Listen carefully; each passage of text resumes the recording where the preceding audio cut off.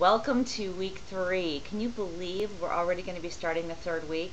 I am sending this video to you on a Saturday morning because I've had some of you say you have vacations planned and you're trying to work ahead a little bit when you have a window of time. So what I'm trying to do is get this out to you a little earlier. No promises, but this week at least you're going to get it on Saturday. If you're listening to this and you're trying to get through week 2 still and trying to make that Sunday at midnight deadline, put this away for right now. Come back to me later, okay? And we'll talk about week 3. Okay, so here's week 3.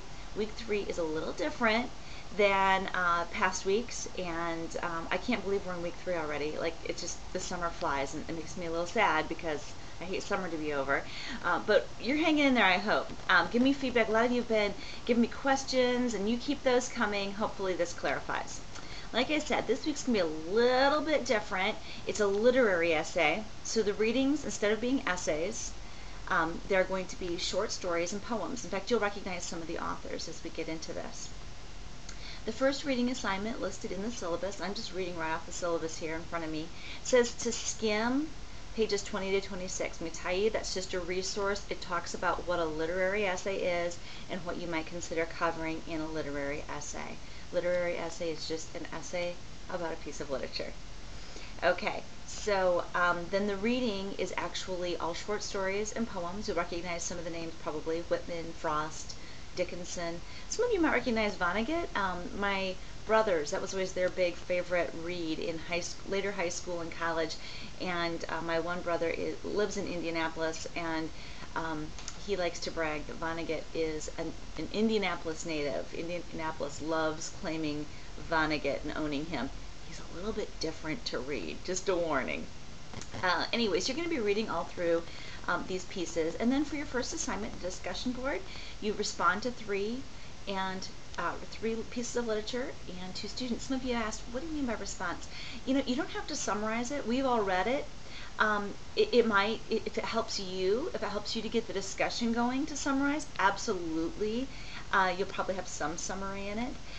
If you'd like to compare, that's a good way to discuss. Maybe this reminds you of, for example, you might read Vonnegut and say, ooh, this reminds me of something I had to read in high school by Orwell, or this reminds me of Our Government Now, or something like that, okay? So, you know, just make your own observations.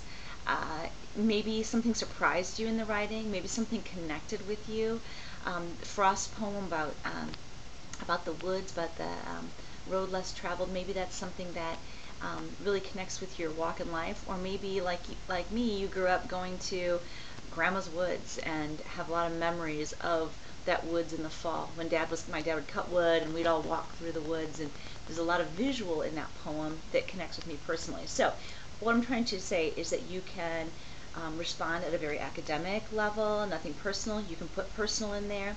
What you're trying to do here is generate conversation about the literature with classmates that could end up fueling your argument for your paper later. So it's kind of the pre-writing phase, and it's that conversation. It's the classroom discussion that we miss with this setting.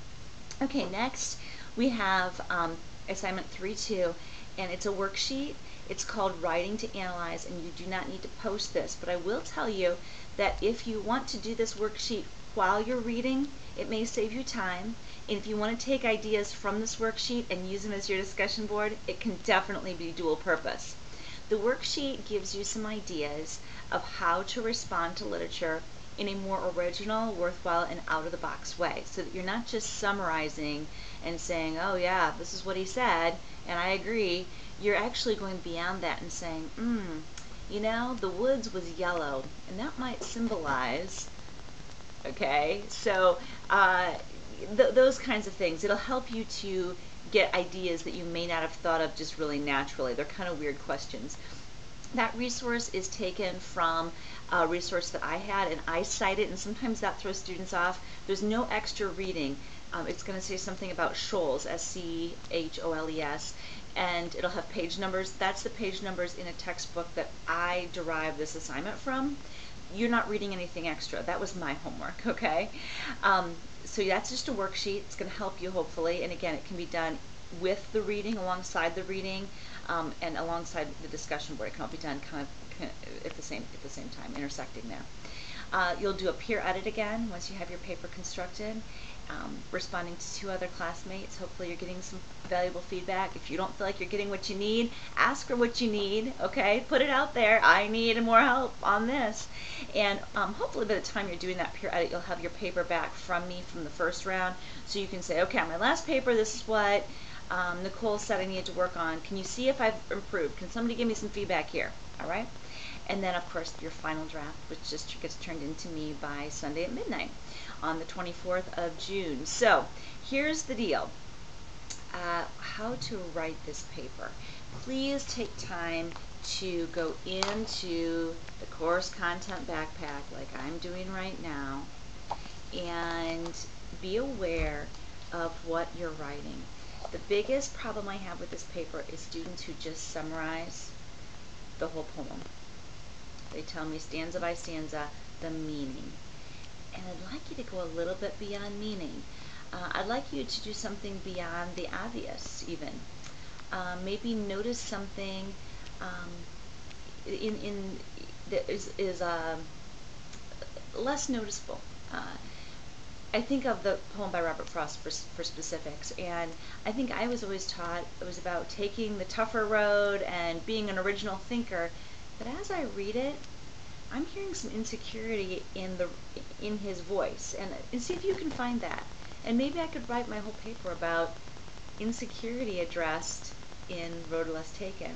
Or I might even say, I've always been taught that this poem was about this, but as I'm reading it as a 40-year-old, that's me, I know some of you aren't 40, I'm seeing this instead. So just thought you could kind of frame it like that. It's going to still be an argument. You're only using one source, but of course, if you saw a movie or you've read something else that you want to compare, you can bring that in. Whether or not to cite it will depend kind of if it's just kind of off the top of your head, or if you're really using lines from the movie, then you're probably going to need to bring in a citation. Okay, here's an idea in the course content for how to organize this. The introduction of a literary essay, it's a good idea that it should contain a brief overview of plot, assuming that the person reading your paper hasn't read this already. So a brief overview is great in the introduction.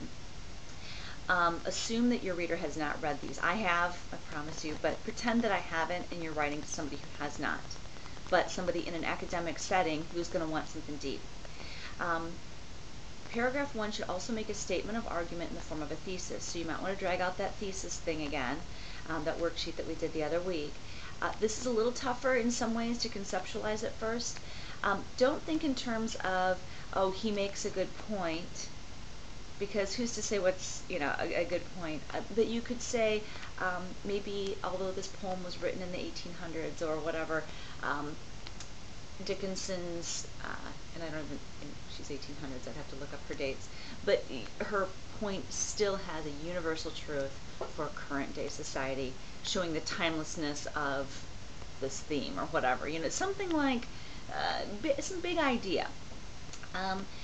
Paragraph 1 should also include the title and the author of whom you're going to be writing about. And as you develop your points, make sure you differentiate when the author is speaking, like Vonnegut seems to be making the point that when he says, okay, and then add your ideas. Further, I noticed that, and you can use these personal pronouns in this type of literature. We're still or this type of essay. The prompt uses personal pronouns. You can do that. The only thing I would avoid is the pronoun you, because it sounds kind of in your face sometimes, the way that you comes out. You need to do this, or you should consider. It doesn't always set very well with a reader. But personal pronouns used appropriately, excellent here. Really, our research paper is the only one in this course that I'm going to say definitely don't use personal pronouns. Okay, and then the body paragraphs, you're going to develop your support for your argument. Here's what I suggest. Each topic sentence of your paper, lead with an idea that's your idea, then support it with the author's, the example from the story or poem you're using that keeps that idea going. Let your argument drive the paper. Otherwise, it could sound like, here's what they said. Now here's what I'm saying. It could sound a little bit more like a summary response. And this isn't really a summary response. This is kind of more analytical. It can be critical. You can say, Vonnegut seems to say that this, but in truth, I think he overstates his point and almost contradicts himself or something like that. I'm making this up, obviously, but you could, have your idea is central. Here is a place that he contradicts himself, and then you give the example. Your ideas, your thesis is leading the charge in every paragraph. Don't let your support take center stage. That stuff is support, and that's where it belongs. Okay. There's some editing and revising reminders. Obviously, conclusion should always just be a repeat of what some students say, I feel like I just repeat myself in the conclusion. Yes, that's what you're supposed to feel like, okay? Then there's some editing and revising numbers. So this is supposed to all be in present tense because when we're talking about literature or anything written, you speak in present tense. So the author says instead of the author said. Even though the author might be dead, okay? So that's some things to keep in mind. As you write this paper, if you get stuck, if you want to throw a thesis at me to see if you're on the right track, I would love to tell you more about that. Some students like to know the breakdown of what an A, B, C, D, F paper. I put that under the publishing section this time. And then as always, for the final assignment, would you please copy the whole evaluation, even the teacher part, because I'm going to fill that in.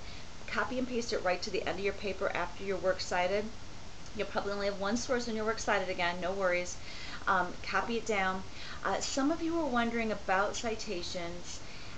You're going to use, for the internal citation, you'll just use the author's last name and the page number from the anthology.